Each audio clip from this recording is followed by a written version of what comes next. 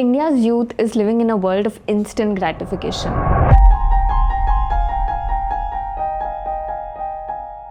A new phone, a designer handbag, or a weekend getaway. All of this is just a swipe away.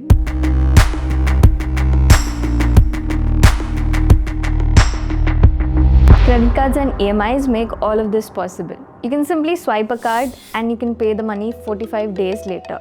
But right now, you don't have to worry about it. But all of this facility is not free. It comes with a cost. Let us look at some data. As of May 2025, the credit card debt in India has hit 2.9 lakh crores. If you look at the data just a year ago, it was 2.5 lakh crores. And all of the youth is spending money on luxury and things that do not give a return. And honestly, most of this money is spent by the youth on their lifestyle, something that they may not be able to fully afford. This is a trend that is growing fast. If you look at a decade ago, people were using credit cards mainly for emergencies, for medical bills or other family emergencies. But if you look at today's generation, most of the money from the credit card is spent on upgrading their lifestyles, like to show off to their friends, luxury items, trips that they honestly cannot afford. At first, all of this feels pretty empowering, but soon this freedom turns into a trap. Okay, now to understand why all of this is so worrying, we need to look beyond individual credit cards and look at debt at a national level. As of March 2025, the Indian government's total debt was 181.7 lakh crore rupees. And by March 2026, this number is expected to reach 196.8 lakh crore rupees. This isn't automatically a bad thing. The debt helps the economy grow as a whole. But the problem arises when the debt is mismanaged, when people borrow more than they can handle. There was a time in India when being in debt carried a bit of shame. You did not advertise it, you did not celebrate it, you kept it hush-hush. You only borrowed when you had to build a house or to educate your child or maybe a medical crisis.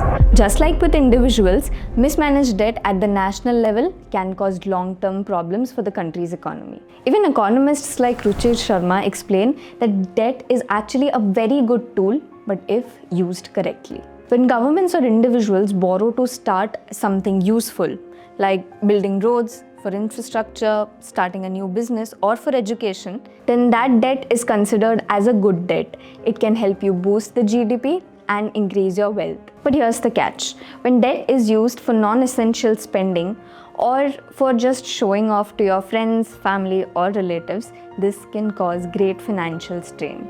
And this is exactly what is happening with India's youth and their credit card spending.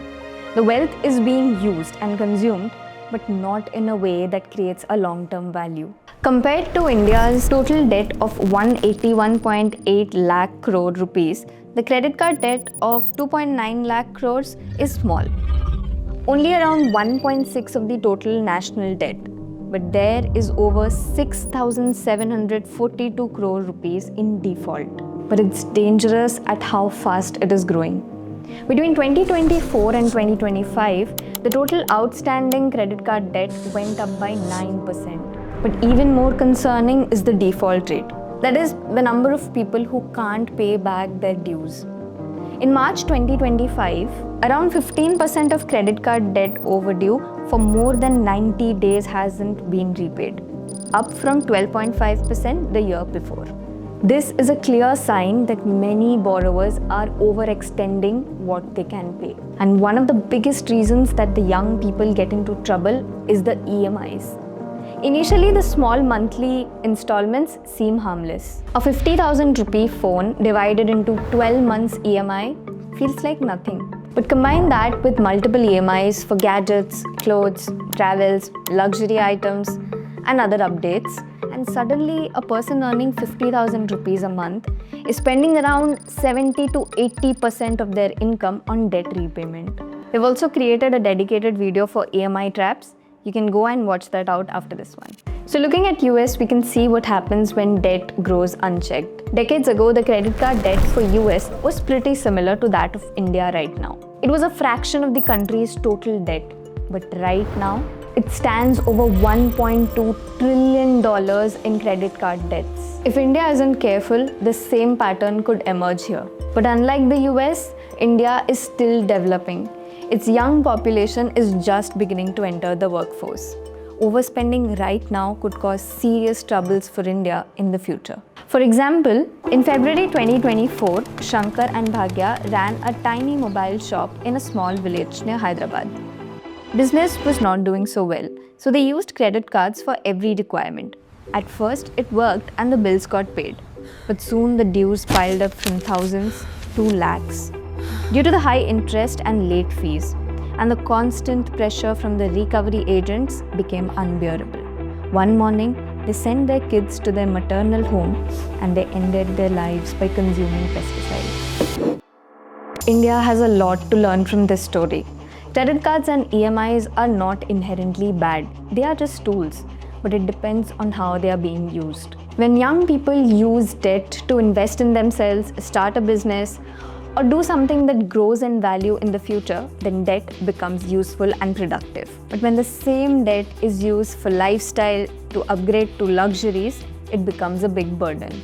Take Japan for instance. After World War II, the country was buried in debts and its economy was collapsing. But instead of using debt for quick consumption, Japan used it productively for infrastructure, for education, and for other productive needs. For them, borrowing wasn't about showing off a lifestyle.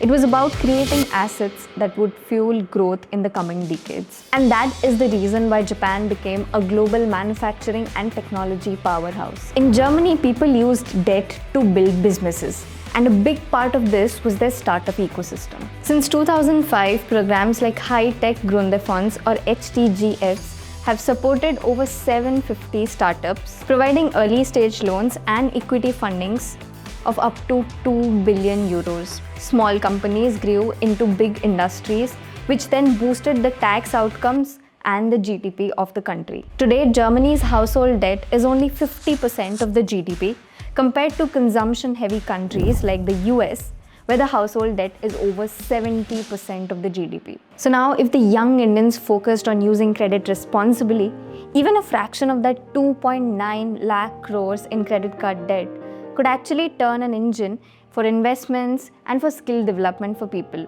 According to surveys, only 25% of India's youth is actually confident in managing their own finances. And this highlights a huge gap in knowledge. Responsible borrowing does not mean avoiding credit altogether. It is about strategic use. You can borrow to invest and not just consume. Use EMIs for things that generate value: education, professional growth, or starting a small business. Avoid borrowing for instant gratification or status symbols. If implemented wisely, this approach could transform India's economy. Credit cards are not the enemy. What is dangerous is the misuse with a combination of overconsumption and lack of planning. The societal pressure to keep up is ruining India's youth. You can either let credit cards dictate their lives, drowning in EMIs and defaults, or they can use the same resources to build a healthy future. The solution is twofold: education and awareness. People should be taught the difference between good debt and bad debt, the long-term costs of EMIs, and the importance of saving. Financial institutions also have a role. Transparent lending practices, realistic card limits, and guidance for young borrowers can actually help them prevent from falling into traps. If India's youth embrace financial responsibility, they can turn what seems like a trap, credit card debt, into a tool of growth, investment, and opportunity. But if the current trends continue, the EMIs, the defaults, and the stress could trap a generation, instead of giving them the opportunity for growth and empowerment.